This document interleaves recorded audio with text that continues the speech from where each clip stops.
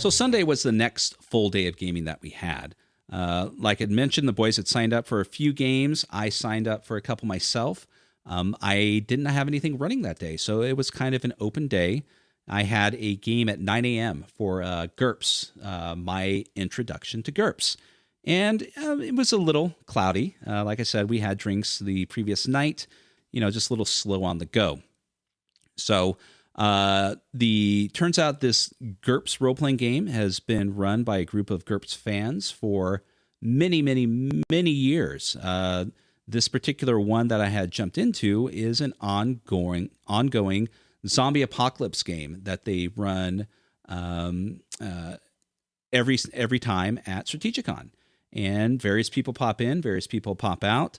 And it was a group of wonderful people. If something can be said about any sort of fandom, it is so refreshing to see people really present a game that they love, that is panned by others to a certain degree. But I came with an open attitude. I wanted to experience GURPS for all it's worth, and they provided that. The scenario itself was your kind of general zombie apocalypse setting. We were making our way through this particular town we were in, trying to find survivors, trying to scrape together resources to set up a base to keep ourselves safe.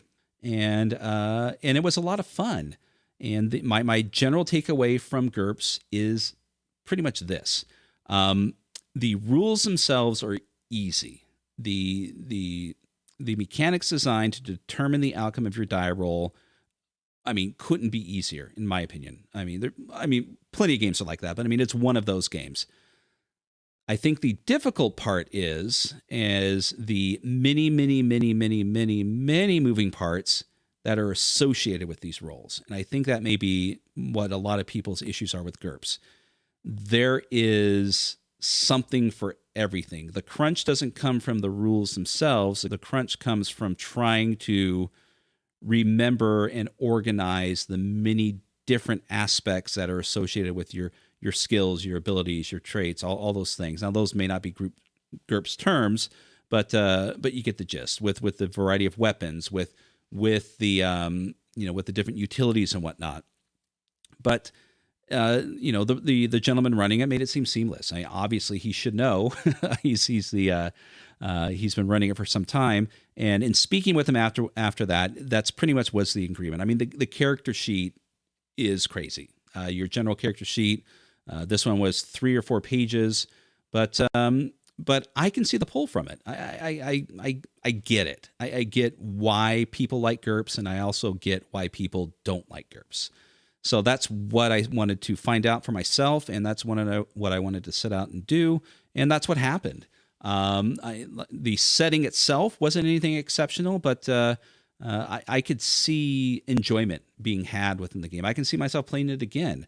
I don't know if I would utilize that particular setting, but yeah, there wasn't enough there within the game itself for me to say, no, this is not for me. And I also get why you over there don't like this game. It wasn't enough for me to say, I'll never touch this again, as has occurred with some other games, but not a lot of them.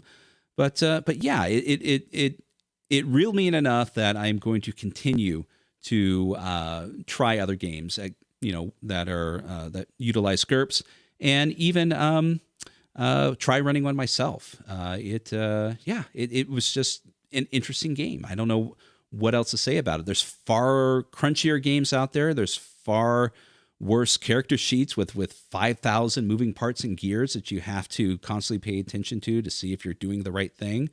But the game resolution itself, piece of cake, and I enjoyed it. So the game that the boys got into is that they decided to go play was Omnium. Omnium was there being play tested. I don't, unfortunately, the author of the game, John Paul Spohr. Yep, there it is on my sheet. This is something that is not out yet. He's hoping to get it out. The general draw of it is it's Vikings in space, and that interests them. And I'm proud that they decided to try something new. As far as I could tell, I wasn't there for the game, but from what what was told to me, the game mechanics and resolution were card-based for the most part. The game ran about 5 hours, and as far as I could tell, they enjoyed every second of it. I wish I had more to offer. Maybe I could have Zane come on, because he's the one who remembers the game inside and out, to explain it further. But it was enough to sound like this might be one of the first games that they might enjoy backing on Kickstarter when it comes out. And so again, another fantastic game. There was extra attention provided to the kids playing at the table, and they had an absolute blast playing Vikings in space. What more can you say? So I was supposed to play in a game of Feng Shui, but the boys had signed up for a spot for Dungeon Crawl Classics, and the Dungeon Crawl Classics game, unfortunately, they weren't able to make. And rather than let the spot go blank, I didn't get my DCC on it all and haven't in a while, so decided, hey, I'm just going to play Dungeon Crawl Classics. And I will put the adventure up on the screen. I don't recall what it is off the top of my head, but there it is. And it was a fantastic game. It was, this is going to sound bad, but it was vanilla Dungeon Crawl Classics. We were level 1 characters. This wasn't a funnel. And it played out as well as fantastic as any DCC game does. There was a couple new people there who were experiencing DCC for the first time. There was some veterans at the table, but there's just something about Dungeon Crawl Classics that I have yet to experience a bad DCC game. And this one was, there was no exception. This one was fantastic. It was the judge who was running it did a great job. All the player characters were able to highlight their specialties, whether they were a warrior, whether they were a wizard, whether they were a cleric. And the only highlight of the game was no one died, and not for lack of trying. That's for sure. There were several instances where the player characters were maybe at each other's throats in game. This wasn't any sort of player conflict. This is something with the PCs, but yeah, it was just it was like comfort food, and it was exactly what I wanted to do. I do feel bad for missing out on the Feng Shui game, but the good old familiarity of the Dungeon Crawl Classics game walked away from that with a great feeling, and made me happy that I was able to experience other people's first Dungeon Crawl Classics game also. So that was definitely a highlight. After that was pretty much the day. It was another evening took the boys out for a bite to eat, and met up with my friends one more time just to talk with them briefly. And it was then kind of wrapping up because we were going home that Monday morning. So there you have it. That was my Strategicon experience with my son and his friend, the President's Day weekend, in a very large and exhaustive nutshell. So there you go. Thank you. If you sat through this whole thing, I do appreciate it.